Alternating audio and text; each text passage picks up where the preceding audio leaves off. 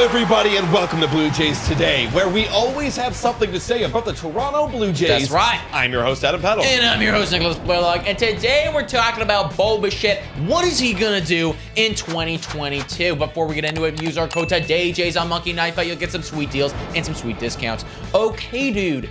Bobo, go boom boom. That's what we always used to say in 2021. I want to be saying that at least like 30 plus times this coming year, 40 plus, 50 plus times. I want to be saying that goddamn thing, okay? Well, I'm going to say it every single at bat. Yeah. How many times did I get to say it last year? What else did he do in 2021? Yeah, you only get to say it 29, say it with legitimate, accuracy 29 times last year. However, this guy had a great stat line. He did. He batted .298, an on-base of .343, a slugging of .484, and an OPS of .828. So it's pretty darn good. He Very well-rounded. Very well-rounded, 12th in MVP votes, made his first All-Star appearance. What is there not to like about Bobo, or what else is there to like about Bobo? Well, I frankly think that something that gets underrated in today's game, yes, he had the 29 homers, and that's good. You know, it's like, that is good for an MLB player. Like, you're like, okay, like, you have pop. But he also brought along with him 25 stolen bags. Running the base paths is something that doesn't get talked about enough in today's game, I think. It's just get overlooked. It's like we look at power and we're like, oh, Pete Alonso hit 50 home runs. Like, that's awesome. But then there's also these silent guys that are like making things happen. And this is a stat that I don't know. And like, maybe I should have done research on this. Maybe I will still do that. But it's like, how many runs were generated from that stolen bag? Yeah, how many of those? He's pretty perfect, though. He's literally perfect. Yeah. It's like I think he only got caught stealing like once last year. Yeah. Correct me in the comments down below, guys, but it's like, how many runs of those 120 runs or 121 runs that Bo Bichette scored last year, how many of those happened because he stole second base and then somebody got a hit? Like, that's an underrated stat. Yeah, and that's the thing. Is like, yeah, you could steal a lot of bags, but if you're getting caught, then it's not worth it. It's not. But he's not getting caught. He's not. It's really, really good. Now, another thing I love about Bo Bichette, not only runs the bases, like, yeah, we looked at the hitting slash line, but is the fact that his power is so raw.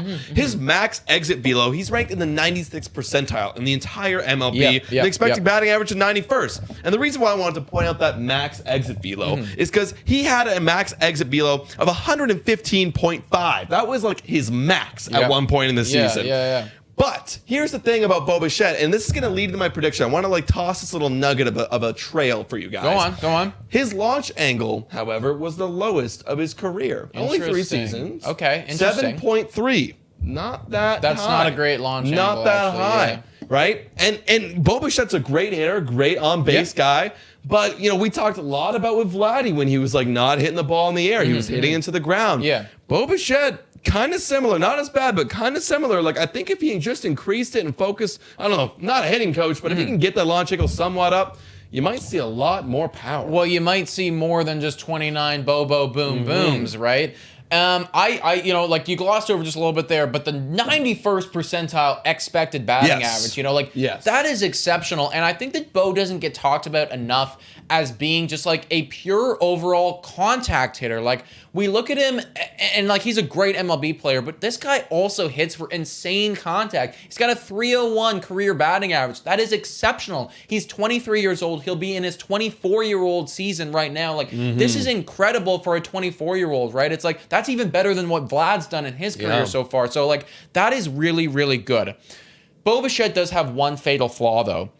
And it's not even a flaw because like he works with it. Like, he does make it work. Because of his incredible Because he's so good at it. He's so good at goddamn hitting. Yeah. But he does chase a lot. Yeah. And he doesn't walk enough. Right. He had he was in the bottom 3% of chase rate last year, and he was in the bottom 13% for walk rate. Yeah. This is why his on base is not that much different from his batting average, because he doesn't walk enough and he does chase a lot. Like, very often, Bo Bichette goes to 0-2. Absolutely. But he still makes it work, which is why we love him, right? And that's why that OPS is great at 828, but when you look at Bo Bichette hit, you're like, this guy's better than an 828, right? Yeah. But I think that Bo Bichette through time is going to mature a little bit. You know, I don't think he's going to drastically change his approach because it's been working for him so far, Yep, right? That's yep, what's yep. going to get him paid. So I don't think he's going to drastically change that, but I think he's going to mature a bit. His eye might get a bit better. He might even increase that launch angle, hit a bit more power. Hey, and you want to hear something really cool? Yeah. In 2020, he was in the bottom 1% for chase rate.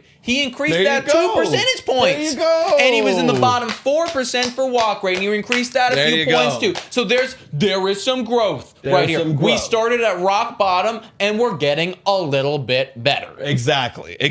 And with that being said, do you want to give your prediction?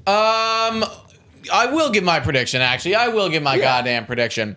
I have Bo Bichette going for a 308 batting average. I think that this is going to be good. I think that he is going to increase that walk rate continually. I think the eye will get better. I think pitchers are going to get scared of him. A 372 on base, a 514 slugging, good for an 886 OPS. Okay. Yeah. Okay. Wow, that is a jump. That's a pretty good jump. Yeah, that is gonna be a jump. In what? I am feeling pretty good about Bobo this year, guys. Yeah. All right. Well, for me, I'm not going to jump so much in the walking and base on balls category, but I am going to jump based on that launch angle. I think he's going to keep getting better at hitting. He's going to drive it farther. He's going to work with his dad, Dante Bichette, during this lockout. And my prediction is he's going to hit a 305 batting average, very similar.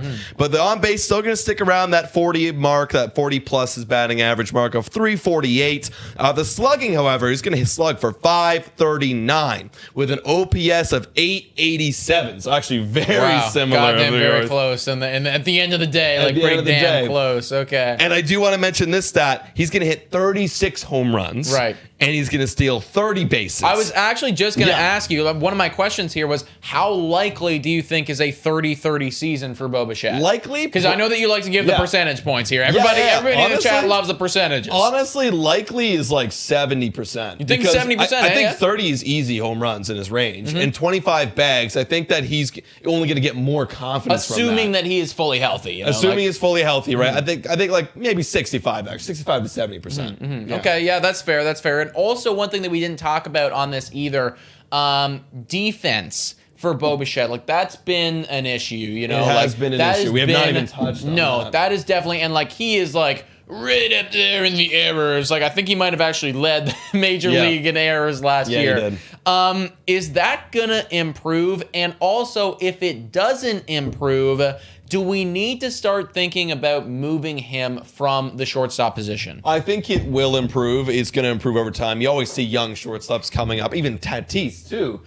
We haven't seen the growth yet from Tatis, but you saw even with Marcus Semien was horrible defensively when he first came into the league. Now he's a rock solid Gold Glover, well, second base, but he's a Gold Glover nonetheless. So yes, I do think it's going to improve, and if it doesn't, then there has to be someone else that's knocking on the door that's so obviously better in shortstop. However, Mark Shapiro, Ross Atkins, and Charlie Montoya have all been very adamant that they want Bo Bichette to be the shortstop of the future. Which I think is correct, assuming that he does improve on defense. Exactly, and I think they're going to give him as much time as he needs to in the next 4 years of his contract with the Blue Jays. Just hopefully he's not leading the league in errors anymore. Yeah, if he leads the league again and then again the following year and it gets close to his contract, whatever his contract might be, there might be a conversation. We might need to, second base big guy. Yeah, like, there might be a conversation, buddy, get. I mean, do you really want to be known as that guy, Bo? Yeah. Like, I know you want to get better, but I don't know, maybe he's too prideful. I'm not sure, but there has to be a conversation. And last question, where are you batting this dude in the lineup? Because right now we are missing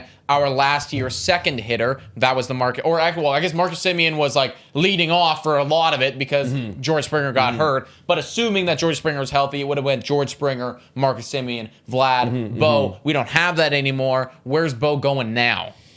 That is a great question. I do like him in that 4 spot a lot. I do really like him in the 4 spot. I feel like Montoyo isn't going to mess with that unless there's a glaring hole. I think he might test some people up in that 2 spot. And I honestly think Kevin Biggio might be a legitimate contender in that 2 spot to test it out. However, you might see also the lineup be pushed up a little bit with Vlad moving to the 2 hole. That's what I was going to say, bro. However, Vlad's stats, and I don't have it on top of my head, but Vlad's stats in 2 holes not that good.